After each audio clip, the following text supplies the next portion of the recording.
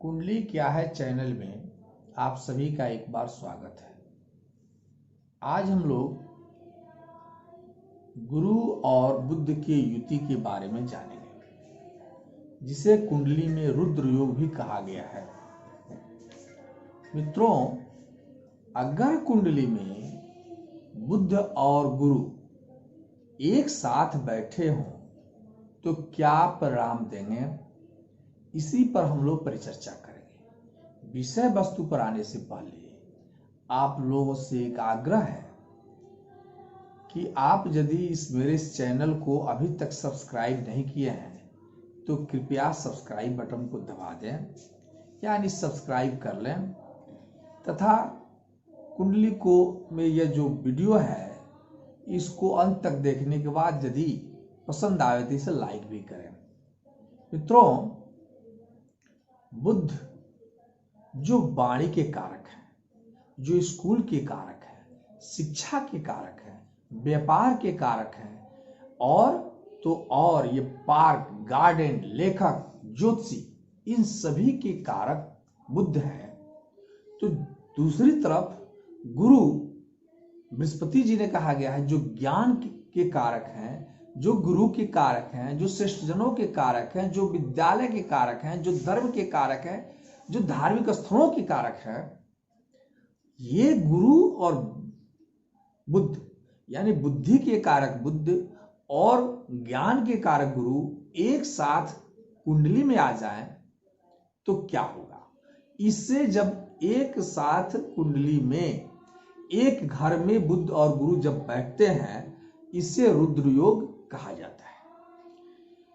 अब समझें कि चूंकि गुरु के पत्नी के पुत्र बुध हैं और बुध गुरु को अपना नहीं मानते हैं,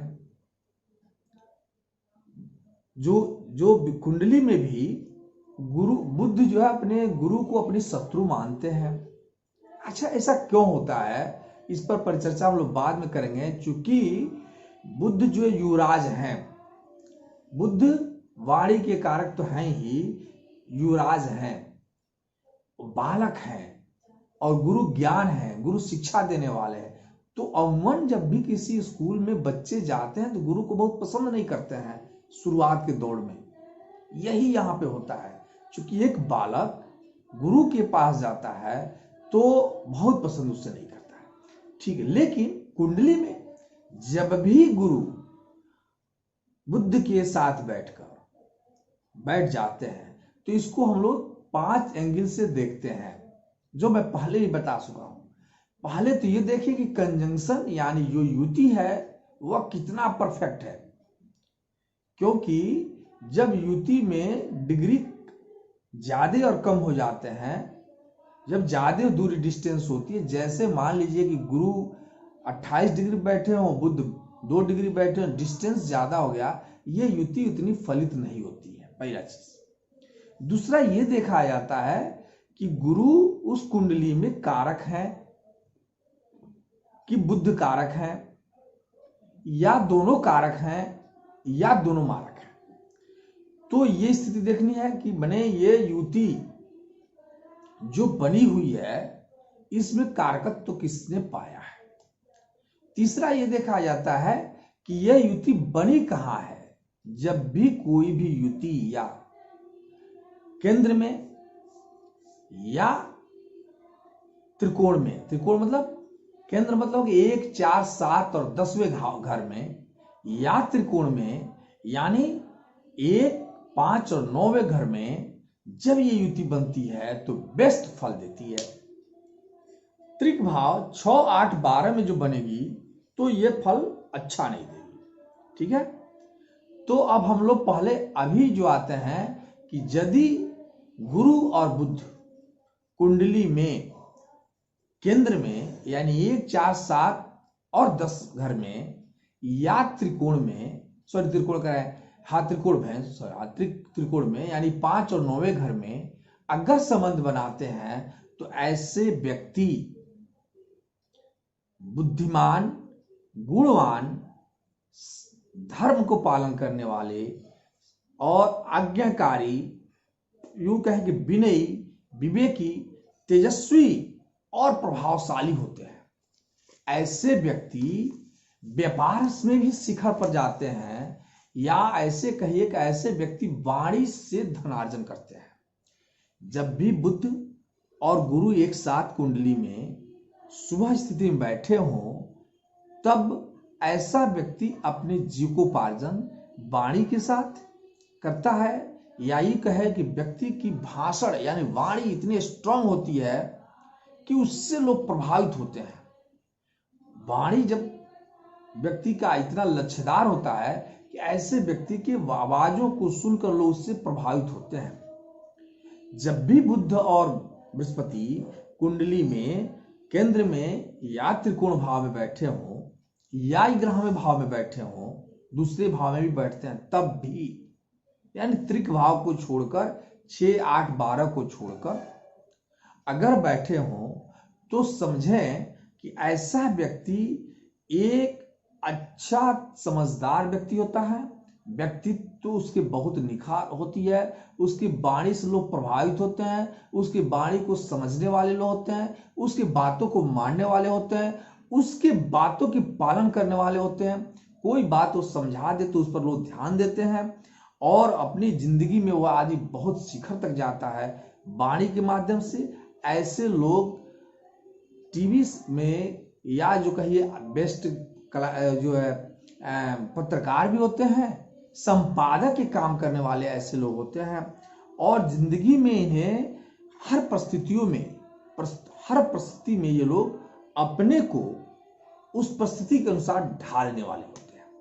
ये तो होती है जब कुंडली में गुरुदेव और बुधदेव एक साथ केंद्र में, त्रिकोण में या ग्रह में भाव और दूसरे भाव में बनाते हैं संबंध तब। लेकिन अगर त्रिक भाव में यानी 3, 6, 8, 12 में अगर ये बनावे संबंध और ये मारक हो, इनकी स्थिति अच्छी ना हो, किसी पाप ग्रह की दृष्टि पड़ती भी हो, तो ये जस्ट उल्टा हो जाता है। ऐसा व्यक्ति सोच नहीं पाता है कि मुझे क्या करना चाहिए। जहां ये फल बेटर दे रहा था कि व्यक्ति दृढ़ संकल्पित होता है, जो सोचता है वो कर लेता है, वहीं यहाँ पे जस्ट उल्टा हो जाता है वो कृतज्ञ कि वह क्या करें इस पर डिसीजन नहीं ले पाता, अपनी डिसीजन नहीं ले पाता है, सोसाइटी में अपनी बातों को समझा नहीं पाता है।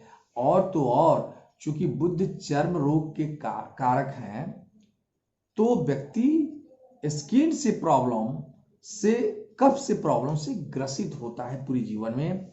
कहिए कि जो है कॉन्फिडेंस उसकी एक तरफ से लूज होती है, दूसरी तरफ उसकी जो कंफ्यूज रहता है, और वो सही बात को सही जगह कह नहीं पाता है।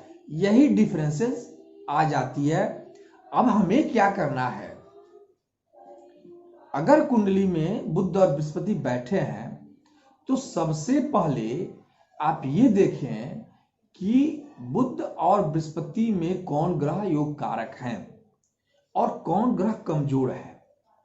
तो यदि योग कारक हैं तो उन्हें आप स्टोन पहनाकर या उनकी पूजा करके उन्हें मजबूत कर सकते हैं।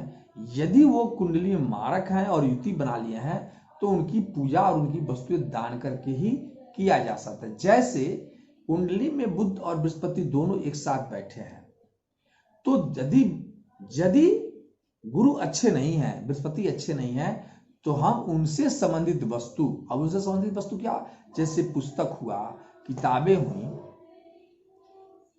जो कहा जाएगी जो गुरु जो होते हैं हमारे, जो अग्रणी है, जो ब्राह्मण है, उनको कुछ दान दे करके उनसे आशीर्वाद प्राप्त करके गुरु के कमी को हम परिपूर्ण कर लेते हैं। लेकिन यदि बुद्ध खराब है तो बुद्ध में हम उनको विद्यार्थियों को किताब दान करके बस जो है उससे अपनी लाभ लेने का प्रयास करते हैं।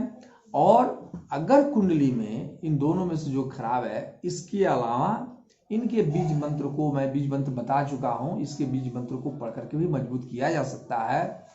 इनसे संबंधित वस्तुओं को दान करके, जैसे गुरुदेव क्या है, पीले पीले वस्त्र के या पीले वस्तु के कारक हैं, तो पीला वस्तु या पीला से संबंधित अनाज को दान करके उन्हें प्रसन्न किया जा सकता है।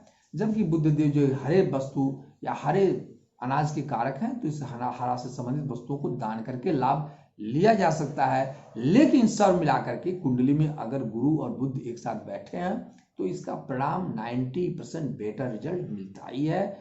फिर मिलते हैं हम लोग नेक्स्ट अगले वीडियो में। नमस्कार।